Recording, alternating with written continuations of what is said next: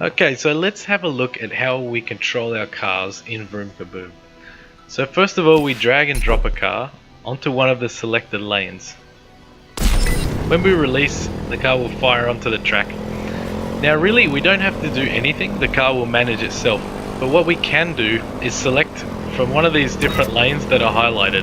If we simply click on any of the selected lanes, the car will change lanes and drive for us automatically.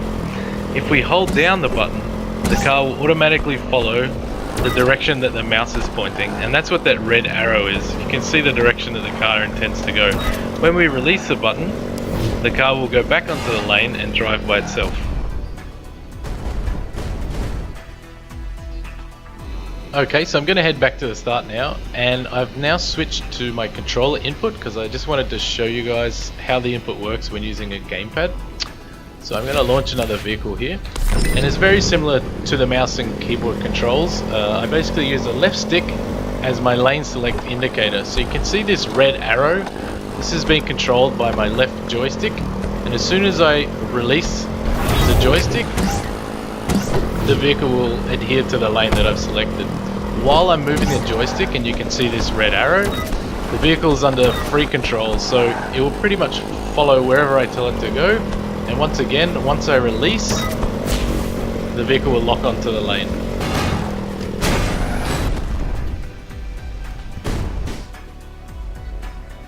So let's talk a little bit about speed and damage. So the faster you go, the more damage you do. So it's important to maintain high speeds at all times. The best way to do this is to manage your nitro effectively.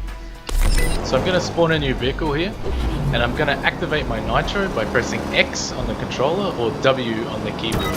So when I press my nitro, you'll see the red bar underneath my car, and it'll burn all the way down to 0 and then recharge.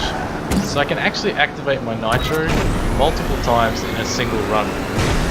And it's a really effective way to help you get over these protection barriers and crash into the enemy tank. So here's a little tip. When activating your nitro regularly, you go quite fast, but if you activate your nitro when you're in mid-air, you get an additional speed boost before your regular nitro activates. So this is a really good technique to get a little bit of extra speed, and you can end up going significantly faster than just by using your nitro regularly. It's also particularly effective when jumping and aiming for the enemy tank. So activating your nitro right before impact will give you that little bit more speed and that little bit more damage.